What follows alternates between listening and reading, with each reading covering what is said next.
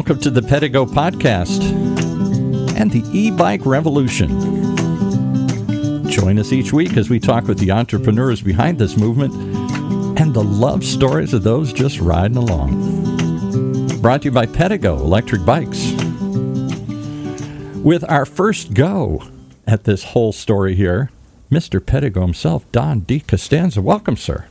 Thank you. I'm delighted to be here, Paul. Do we call you Mr. Pedego? Is there official title or anything? Don is my name. All right. So walk us through. You've told this story so many times. You must be able to tell it in your sleep. How, why, who, what, when, where.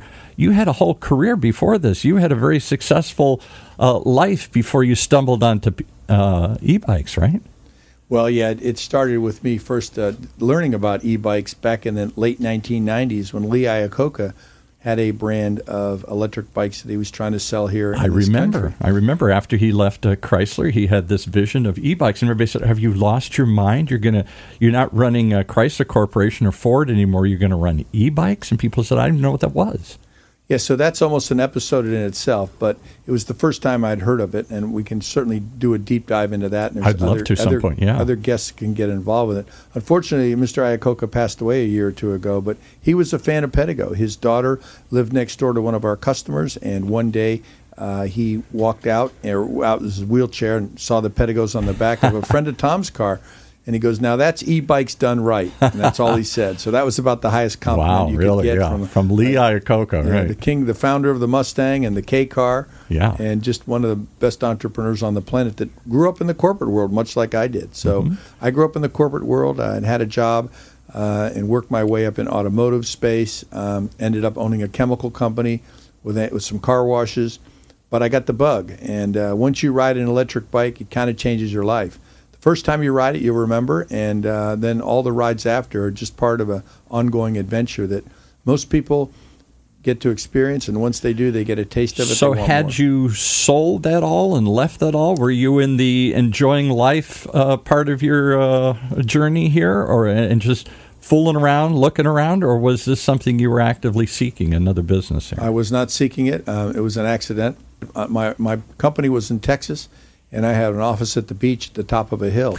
And at lunchtime, I wanted to go down to the beach and have lunch or go visit with friends, or after work, go have a drink. And I love to ride my bike at the beach, but I didn't like going up the hill afterwards. Down was fun. Up was hard. That's exactly right. And it's actually more fun riding a Pedego up a hill than it is down a hill. Really? All right. Well, we're going to talk about that. All right. So you had this need, and you looked around, and you said, well, there must be something I don't want to take the car down to the beach. I don't want to walk down to the beach. And you discovered this thing called an e-bike. What was that like? Was it an epiphany? Did the sky open? Did it suddenly say, this is the future? Sort of. The sky's always open when you're at the beach because it's beautiful blue skies. But I did research online, and this is back in 2006, and I found that the company that claimed to be the largest electric bike retailer was not in California, but in New York City, in Manhattan. That's strange. And on the Upper East Side. So I got them on the phone. I picked a bike that I wanted. They shipped it to me. It came in a box. It didn't work when I got it. It took me about 3 months to get it going because I'm like a lot of customers. I don't know how to put a bike together. Sure. I can maybe put air in the tires, but don't ask me to adjust the spoke or anything else. So or the gears or anything else. Yeah, you got to adjust the derailleur. There's a lot of adjustments you need on a bike to fine-tune it. So I bought this one bike online. They shipped it to me. It came in basically broken. I spent 3 months trying to get it running. Once I got it running, I had that aha moment because it got me up the hill. I said, oh, my God, if somebody did this right, there'd be something to this. And so over the next year or so, I ended up buying a total of 7 electric bikes online, 7 different brands from 7 different companies. That must have been the whole catalog. There couldn't have been more than 7 at the time. I think I bought everything I could find. If there were more, I would have bought them. I just wanted to get a sense for what they were. And then I went around to the bike retailers here in Southern California, and when I brought up the word electric bike, they showed me to the door. We don't need that thing. Why would you ruin a perfectly good bike by putting a motor on it, was most of the response. One guy beat his chest and said, there's no way we would ever sell an electric bike. Really? Okay. And I said, well, why not? They said, it's not in our DNA. And he tapped his chest like, get the heck out of here. Wow. And so I got that response from virtually every retail store I went to. But didn't they see, you must have at some point, you're the entrepreneur, you've had businesses, you were in corporate America, then you had your own businesses, you had this long, illustrious career. At some point you went, hey, if I want this, there are other people who want this, and probably for the same reason, because at a certain age, I'm sure it appeals to lots of people, but let's be honest, for men of a certain age like you and I, it's hard riding a bike. That's why I probably haven't ridden a bike in 20 years. Well, the reason people stop riding bikes is it stops being fun. Yeah. When the exercise is more painful than the enjoyment you're getting from riding a bike, then it stopped being fun. So I decided that after 7 of these bikes and my friends coming over riding and up having a great time, that I would have an experiment and open a retail store. And I went big. I rented I've heard this story. You went real big, yeah. I rented a 3,500 square foot building next to the crab cooker in Newport Beach, California. When I say next to the crab cooker, I mean next door. It was contiguous. We shared a wall with the crab cooker. Yeah. Ate a lot of clam chowder that year. This is like right on what, Pacific Coast Highway or something? No, this is on Balboa Boulevard, on Balboa Peninsula. There you go. And so over that year, I tried everything electric. We put electric golf carts, electric skateboards, electric scooters, electric bikes. We even had an electric car, a Zen electric car, a ZENN, now defunct, a Canadian company that gave me one on consignment. And I quickly figured out that electric bikes is where it's at. Everybody wanted one. They bought them in pairs. But I didn't have any. Nobody made one that was decent. So let me stop you again, because I know you want to race through the story, and this is I don't gotta come up with this next epiphany. You had a need, you bought a bike, you bought some more, you started fooling around with it, and suddenly you said, I'm going to go into this business. Why? Nobody was in this business then. Well, because I saw a need. I saw an itch that needed to be scratched, and I agree with you. I think there was the people that were buying these bikes were couples in their 50s and above that wanted to ride their bike and wanted to ride just like me. They once again, right? They wanted to, and so I realized that I'm a proof of concept and scale person. So the concept was electric bikes, really cool, right? Right. The proof of concept is to sell a few. You can sell 5 or 10 or 15 or 20. Well, then why can't you sell 500 or 1,000, or in our case, hundreds of thousands now? Right. Because there's a market, and it still haven't even scratched the surface for what the potential is. So the second part of the question is, you answered why e-bikes. Why didn't the other ones work as well? Why is e-bike the sweet spot? Well, are you talking about other brands? No, scooters, skateboards, cars, everything. Cars are starting to come into their own, but for a long time, there were a lot of experiments. There's still a lot of experiments with electric transportation, whatever you want to call it, electric mobility.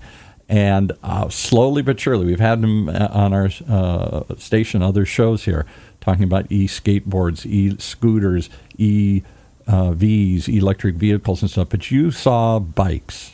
In a word, the answer is fun.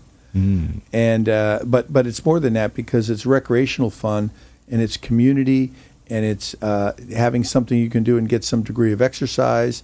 It's something you can do socially, and it's something that's the great equalizer, because nobody's electric bike is going to go faster than your electric bike, because they all go up to 20 miles an hour, and nobody runs them at 20 miles an hour when they're riding with a group. They may run around at 10 or 12, and everybody gets to keep up. There's no strength issue. There's no stamina issue. Everybody gets to ride, and what's amazing is everybody has a smile on their face before, during, and after they're riding that. You can't say that about an ordinary bike ride, and I can't say that about a scooter or a golf cart or an electric car. Yeah. It's just a transportation piece. The other thing I see is what you alluded to. It's couples, it's groups, it's your friends and you. I might take a skateboard. I wouldn't at my age, but I might take a skateboard just to go out and cruise around on it. I might take a scooter to get through downtown, to get from one office building to the next or something like that, like Bird and Lime and all these guys were trying to pioneer that idea, quick transportation, short distance. A car, a whole nother thing. But this idea of a bike is something, I think it's unique because it's a herd, it's a tribe, it's a group thing you do. Well, that's part of the whole Pedego experience, too. We build community where people do ride together. A lot of times I see other electric bikes out there. They all seem to be riding by themselves. I always say, if you want to ride by yourself, get another brand. If you want to ride with a group and a community, get a Pedego. Yeah. And it actually rings true. If you go out and ride around and see the people riding, you see lots of individual people riding electric bikes. But when you see a Pedego, it's usually in a herd or with a group. And it's kind of a community thing. I think that somewhat makes our culture unique. And so we kind of built it on that. But back to the other products, such as the scooters, and you mentioned electric skateboard. I carried two cool electric skateboard. One was wired and one was Bluetooth. Oh, my God, the scariest thing in the world. That Bluetooth thing lost connectivity. You're going 60 miles an hour, and you realize the brake, or 6 miles an hour, and the brake is in your hand. You lost connectivity. Wow. The thing's still going, and you're on it, and you can't stop it. So I decided that was a non-starter for an electric skateboard. Right. Doesn't mean if you're very skilled, and it's almost like you got to be an athlete and very skilled to do it. But I like the wired ones better because they were more solid connection. But nobody wanted to buy the wired ones. They wanted to buy the wireless ones. And the wireless ones I deemed just to be unsafe, so I stopped selling them. Golf carts were a pain in the butt. They were expensive, and there wasn't a whole lot of margin in it for me as a retailer. And you had to transport them with a trailer and ride them up. And when it broke, people wanted to go out to your house and fix them. With a bike, they ride it away or they put it on the back of the car. And when it's broken, they bring it back to you. And you fix it. So the sweet spot wasn't just the experience; it was all the other things that go into the considerations: the price point, the ease of transport, of moving it around, the riding it together as a group. There were a lot of different factors. Yeah, but the magic was the fun that people had. You keep saying that fun's a hard thing to put your finger on. Well, but I feel it when I see people, when I've ridden your bikes and when I've seen people on these bikes. Why is this so much fun? Well, I think it has a sense of empowerment. You can go out there and enjoy the sights. You can go out there and have the thrill of a motorcycle without the danger. You can have the opportunity to get some exercise without having to get strained. And you can go all day long. Yeah. You know, people ask me, how far do the bikes go? And I say, well, with our latest batteries, further than you're going to want to ride at any given time. Yeah. So you never worry about running out of battery. Early days, the batteries only went about 10 miles, and they'd run out, and that was not so much fun. There were a lot more not so much fun in those days because the technology wasn't there, and the quality of the bikes. Lithium was a big changer, right? When you guys, because in the beginning you were doing lead acid batteries. Total game changer. So the reason Pedego got formed is because I discovered lithium batteries. All the early bikes that I had and that I sold had lead acid batteries, and these were 30-pound packs. They were basically three 12-volt motorcycle batteries, strung together in parallel to go on the back of the bike. That's a lot of weight, and they only worked for 10 miles, and their duty cycle was only 100 to 200 charges. So you'd have to, basically every 200 rides, you'd have to throw it away and buy new ones. Yeah. And that just wasn't appealing. When lithium came around, and at that time there was 1,000 cycles, now it's thousands of cycles. Yeah. They pretty much will last, 5 to 7 cycle meaning years. how many times you can charge it and recharge Correct, it. Right? Yeah. Correct. And so they had very limited distance, and they had very limited cycle life. Now, they were inexpensive, but 12-volt battery were not designed for constant discharge. They were for that quick start a car, start a boat, start a lawnmower. They weren't designed to run. No, never, not to be the power source. So that was the game changer, and that was the thing that was missing. We talk about Lee Iacocca. He failed for 5 reasons, and trust me, I knew the whole Lee Iacocca story from the get-go. I studied it because I said, what makes me think I can do it with just a few $100,000? And he had $50 million to start, and he failed. Connected, well-known guy, hired. And they were distributing through the Ford dealerships, as I recall. That was another failure they had, through car dealerships in general. Yeah, he failed for 5 reasons. Right. I knew and understood all 5. And we can have that as a different topic. Let's do that some other time. It's a fascinating story. Okay. All right. So your story, let's wrap it up. So you came to this epiphany that there was something, you had a need, an urge you needed to scratch. You wanted to get down to the beach, didn't want to ride back up the hill, bought some, discovered this. It's a herd, it's a pack of fun. Your friends come, your group comes, your kids come, everybody comes. And then you went out, proof of concept, sold some of them right here in Southern California. When did you decide, I'm not just going to be a dealer, open up a bunch of dealers, I'm going to make these things, I'm going to buy these things, I'm going to make one better than anybody else has made it? Well, it was a moment in time when my supplier, now there weren't very many good electric bikes available at that time, and we found we could make our own. Mm-hmm. So we were taking some really nice quality regular bicycles and converting them into electric. Mm-hmm. And that model was working. They were colorful, they were comfortable, they were good quality, and we ended up adding these motors to the front and batteries on the back to give it a balance. And it was a little bit heavy, but I think they were 80 pounds when they were all done, which was a little too heavy. But people were buying them, and I noticed the women wanted to buy colors, and the men wanted to know how fast and how far they go. All right.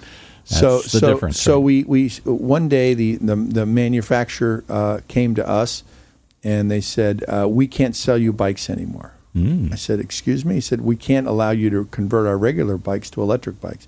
And I said, why is that? I said, the owners of our company do not believe in electric bikes. They think that you're ruining them and that you're taking our perfectly good product. So if you continue to do this, we're not going to sell you bikes anymore. So they basically cut off my supply. They were the best quality bike. That's what the customers were used to. We were selling them in the day and building them at night. Mm-hmm. And all of a sudden, they cut off my supply of the bikes. And at the same time, the companies that were making the motors, our main supplier went bankrupt. And so we all of a sudden lost our supply of motors and our supply of bikes almost simultaneously.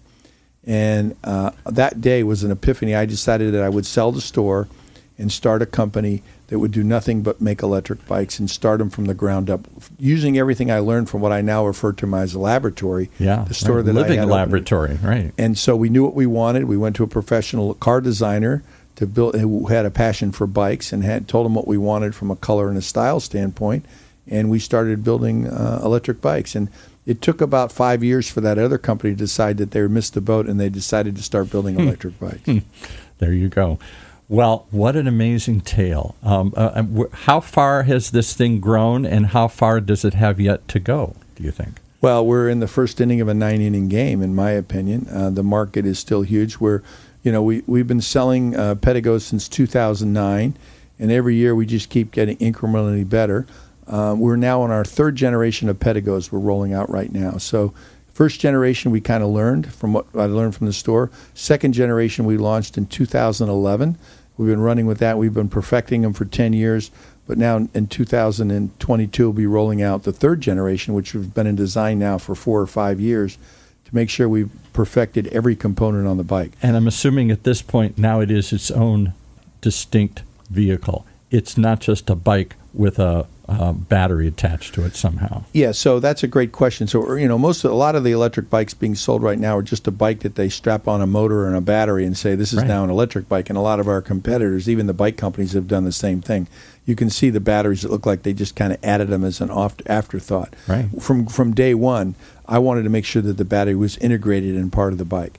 And I'd say that the first couple of years we didn't succeed in that completely, but we had the right idea where the frame that held the battery was integrated when the frame was made, but then we were buying an off-the-shelf battery. We don't buy any off-the-shelf components anymore. Almost every component on our bike is specifically designed to be on an electric bike and specifically to be a Pedego high quality. So we're not about volume so much as we are quality. Some people have gotten the business and they just want to sell quantity, get their name out there, sell as many for as cheap as they can. We've taken a different approach. We'd rather sell less bikes and make sure that the customer gets a quality bike and, more importantly, has a quality experience. And the quality experience starts with the test ride. I don't recommend anybody buy an electric bike from anybody, including Pedego, that doesn't first experience it and try the different models. We make 18 different models and coming out with 3 more. Why? Because it's like a pair of shoes. They fit everybody differently. Right. And bikes are even more importantly. If the bike's not comfortable when you're riding it, you're likely not going to ride it very often. But if you get one that fits you perfectly, just like a comfortable pair of jeans, you're going to go for that pair every day, right? I go into my closet and I got 10 pairs of jeans, but I always keep picking the most comfortable pair. The same thing is true with the bike. So rather than buy 10 bikes, I always say you can buy it right. You can buy it twice or you can buy it right. If you try it on, you take it for a long test drive.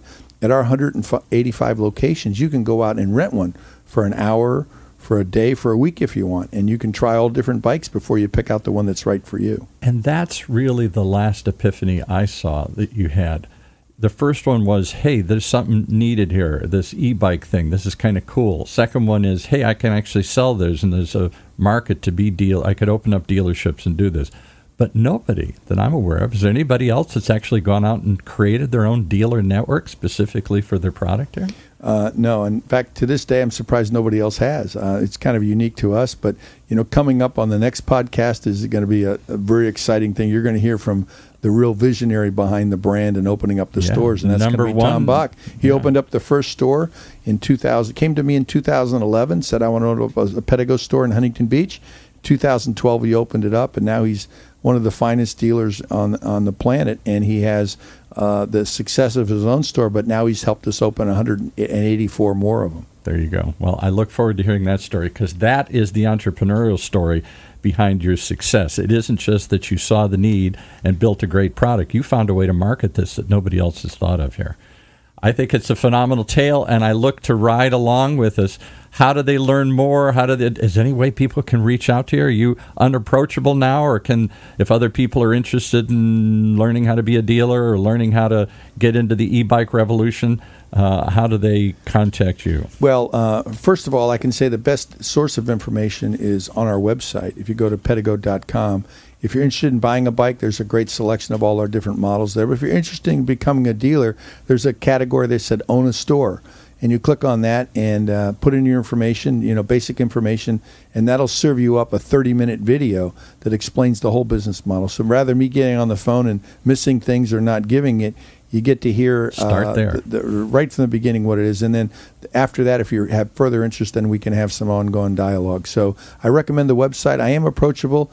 I get too many emails every day, but I'm always open for more. So it's real simple. It's don@pedego.com. There you go, Don at Pedego. And Pedego is Pedego. Pedego means what? How did you come up with that? Well, you pedal. You add a little bit of E, which the E can either stand for energy or electricity, and then you go. So the combination of your pedaling and some electricity makes you go. In hindsight, it seems so obvious, but at the time, it must have seemed so radical, all the things you were doing here. Well, as an old hippie myself, I love this radical revolution that you've created here, and I look forward to riding along week after week here on the Pedego Podcast. Thank you, Paul. Well, there you have it, the latest installment of the Pedego Podcast, an e-bike revolution. Join us every week as we talk with the entrepreneurs behind the revolution, powering the movement, and the love stories of those just riding along. Brought to you by Pedego Electric Bikes. For more information, simply visit Pedego.com. That's Pedego, Pedego.com.